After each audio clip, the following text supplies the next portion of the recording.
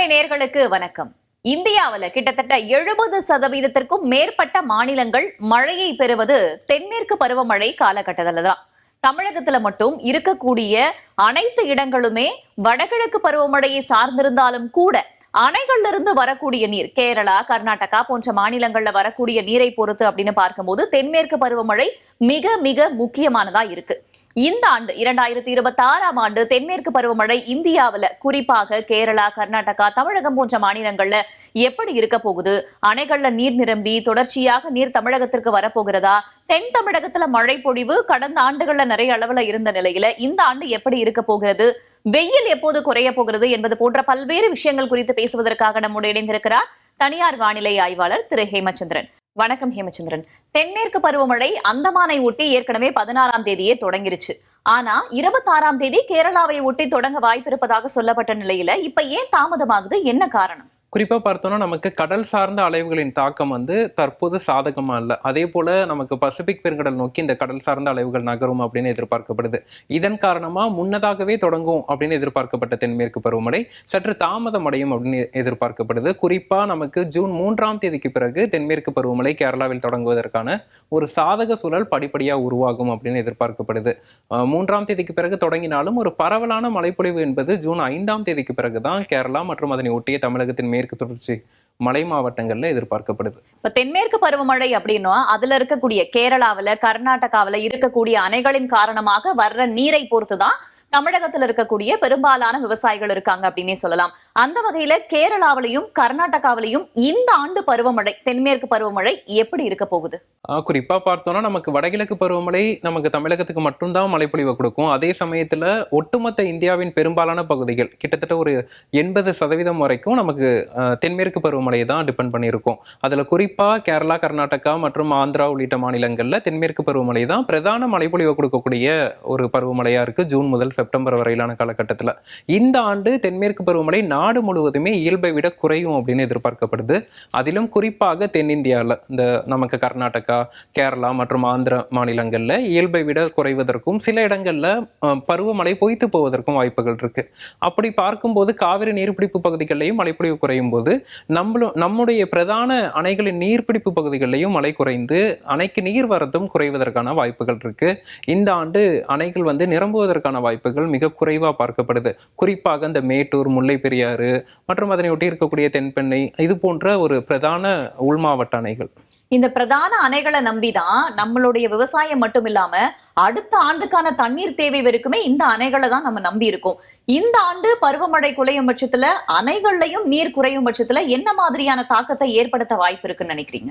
குறிப்பா பார்த்தோம்னா கடந்த சில ஆண்டுகளாகவே தொடர்ச்சியாக மேட்டூர் அணையை எடுத்துட்டா நமக்கு அதிகப்படியா நீர் திறப்பும் தான், உபரி நீர் கடல்ல கலப்பதையும் தான் நம்ம பார்த்துட்டு இருந்தோம். ஆனா இந்த ஆண்டு நமக்கு தேவையான நீரையே கேட்டு பெறும் ஒரு சூழல் தான் ஏற்படும். அதே போல அணை நிரம்புமா என்பது கேள்விக்குறியா தான் இருக்கு. ஏன்னா தொடர்ச்சியாக ஜூன், ஜூலை, ஆகஸ்ட் மாதங்கள்ல காவிரி நீர்பிடிப்பு பகுதிகளில் மழை பொய்ப்பதற்கோ அல்ல மிக குறைவாக பதிவாவதற்கும் வாய்ப்புகள் இருக்கு.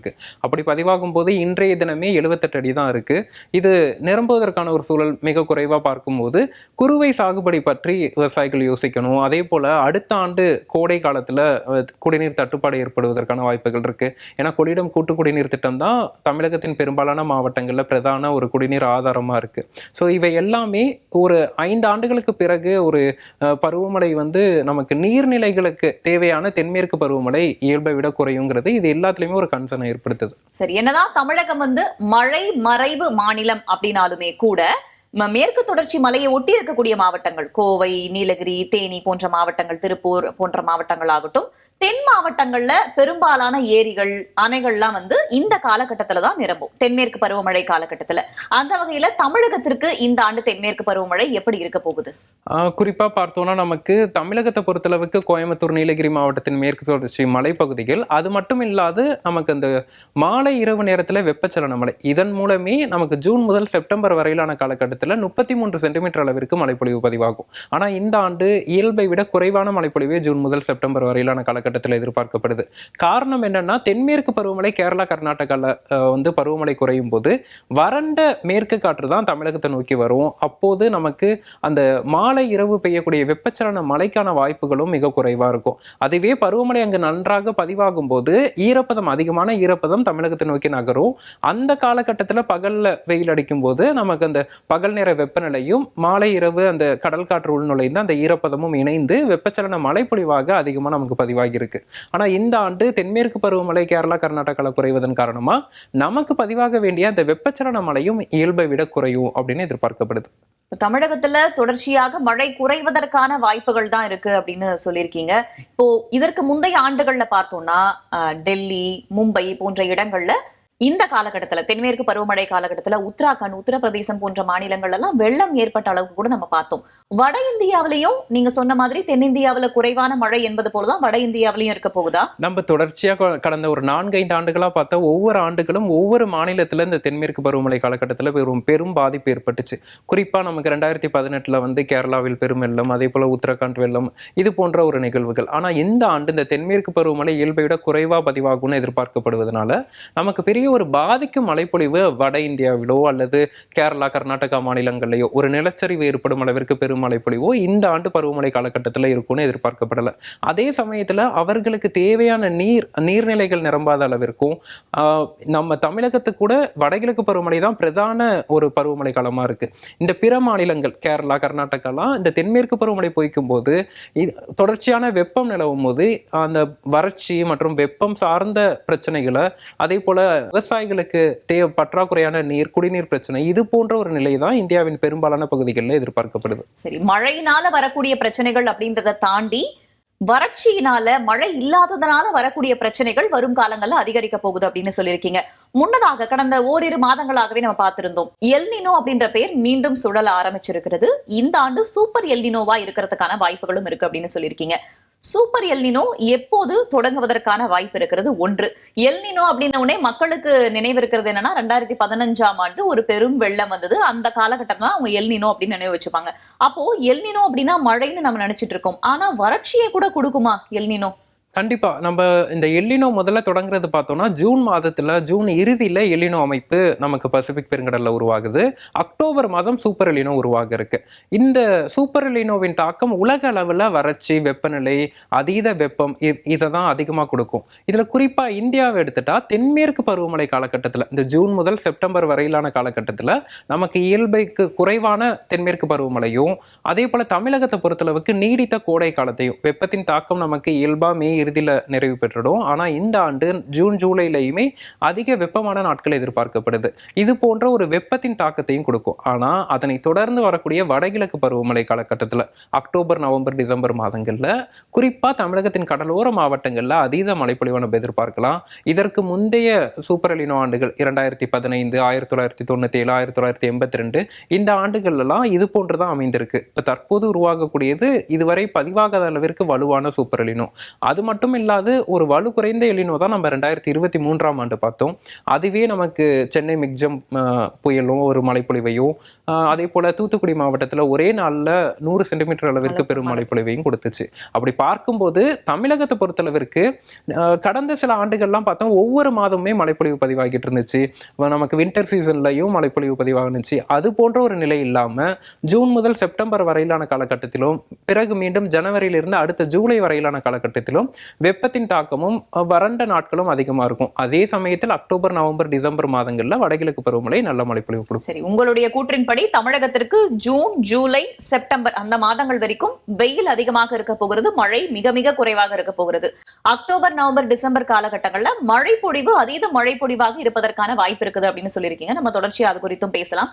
கடல் சார்ந்த அலைவுகள் எப்படி இருக்கு? எப்பவுமே நமக்கு எல்னினோ காலகட்டம் அப்படின்னாலுமே கடல் சார்ந்த அலைவுகள் நமக்கு சாதகமா இருக்கும் போதுதான் மழை பொழிவாகட்டும் இல்ல வெப்பமாகட்டும் அதுவும் மாறுறதுக்கான வாய்ப்புகள் இருக்குன்னு பார்க்கலாம். கடல் சார்ந்த அலைவுகள் எப்படி இருக்கு? இப்ப குறிப்பா பார்த்தோம்னா நமக்கு இந்த எல்லினோ அப்படிங்கிறது எப்படி வகைப்படுத்துறோம்னா, பசிபிக் பெருங்கடலின் கிழக்கு மற்றும் மத்திய பகுதி, இந்த கடல் பகுதி வந்து இயல்பை விட அதிகமா வெப்பமா இருக்கிறது தான் நம்ம எல்லினோ அப்படின்னு வகைப்படுத்துறோம். இப்ப நம்ம பேசினப்பயே சூப்பர் எல்லினோ வந்து அக்டோபர் மாதம் தான் உருவாகுது.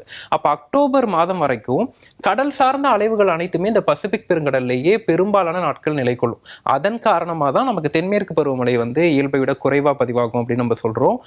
பெரும்பாலான நமக்கு கெல்வின், அதே போல எம்ஜேஓ போன்ற அலைவுகள் இந்த பெரும்பாலான இந்த பசிபிக் பெருங்கடல் பகுதியிலே நிலை கொண்டிருக்கிறதுனால தென்மேற்கு பருவமழை அடிவாங்குது. அதுவே இந்த சூப்பர் எல்லினோ உருவான பிறகு இந்த கடல் சார்ந்த அலைவுகளின் தாக்கம் இந்திய பெருங்கடல் பகுதிக்கும் வருகை தரும்னு எதிர்பார்க்கலாம். அதன் காரணமாக தான் இந்த எல்லினோ பேட்டர்ன்லயே நமக்கு தென்மேற்கு பருவமழை பொய்ப்பதும் வடகிழக்கு பருவமழை இயல்புக்கு அதிகமா அமைவதும் இதுதான் ஒரு முக்கிய காரணம். இது நீண்ட நாட்கள், ஒரு 3-4 மாதங்களுக்கு இந்திய பெருங்கடல் பகுதிக்கு வராத எம்ஜிஓ நமக்கு பருவமழை காலத்துல வரும்போது ஒரு ஓரிரு மாதங்கள் இங்கே நிலை கொள்வதனால நமக்கு வடகிழக்கு பருவமழை ஒரு அதீத மழைப்பொழிவு கொடுக்கக்கூடிய பருவமழையா மாறிடுது. சரி, சில நாட்களை நம்ம பார்க்கிறோம் பகல்ல அதீத வெப்பம் அப்படின்றது காணப்படுது. சென்னை உள்ளிட்ட இடங்கள்ல எல்லாம் வந்து பார்த்தோம்னா பகல்ல வெயில் அதிகமா இருக்கு அப்படின்றத தாண்டி இரவுல ஒரு அசௌகரியம், ஒரு புழுக்கம் ஏற்படுது அப்படின்றதையும் நம்ம பார்க்கிறோம். அதுக்கு ஹியூமிடிட்டி காரணம் அப்படின்னு சொல்றோம். இந்த ஒரு நிலை இன்னும் எவ்வளவு நாட்களுக்கு நீடிப்பதற்கான வாய்ப்பு இருக்கிறது? ஜூன் ஜூலைல நமக்கு தென்மேற்கு பருவமழை தொடங்கும் பட்சத்துல இந்த வெயிலிருந்து கொஞ்சம் ரிலீஃப் கிடைக்குமா? இல்ல, கண்டிப்பா கோடை என்பது நமக்கு நீடிக்க தான் போகுது. அதுவும் இல்லாம அந்த உணரும் வெப்பநிலை அதிகரிப்பது என்பது ஜூன் ஜூலை ஆகஸ்ட் மாதங்கள்லையும் இருக்கும். மேலும் பார்த்தோம்னா தற்போது நமக்கு கடல் காற்று கொஞ்சம் எளிதா வந்து உள்ள நுழையிற ஒரு சூழல் இருக்கு. ஆனா அடுத்து வரக்கூடிய மாதங்கள்ல இந்த தென்மேற்கு பருவக்காற்று உள்ளே வரும்போது நமக்கு மேற்கு காற்று வலுப்பெறும். மேற்கு காற்று வலுப்பெற்றால் கடல் காற்று உள் நுழைவது தடைபெறும். அப்போ நமக்கு மேலும் மேற்கு காற்றின் காரணமாகவும் அந்த அதிகப்படியான ஈரப்பதம் காரணமாகவும் அந்த அசௌகரியம் என்பது நமக்கு செப்டம்பர் இறுதி அல்லது அக்டோபர் முதல் வாரம் வரைக்குமே நீடிக்கும். ஆனா நமக்கு இந்த தீவிரமான வெப்பம் என்பது ஜூன் ஜூலை மாதங்கள்ல எதிர்பார்க்கலாம். கடலோர மாவட்டங்கள்ல 40 டிகிரி 42 டிகிரி வரைக்கும் வெப்பநிலை பதிவாவதற்கான வாய்ப்புகள் இருக்கு ஒரு சில வாரங்கள்.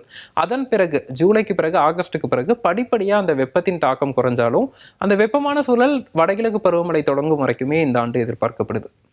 சரி, ஒட்டுமொத்தமாக பார்க்கும்போது வெயிலுடைய தாக்கம் இனி வரும் நாட்களையும் அதிகரிச்சுதான் இருக்க போகுது. தென்மேற்கு பருவமழை தொடங்கினாலும் வெப்பத்துடைய தாக்கம் தொடர போகிறது.